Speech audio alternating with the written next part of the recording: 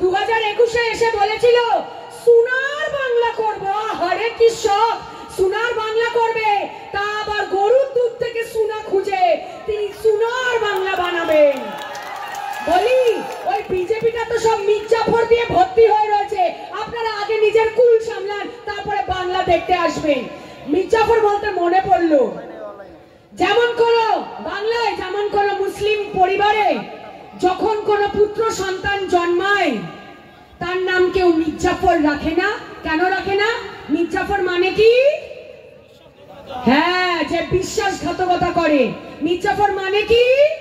যে বেঈমানি করে।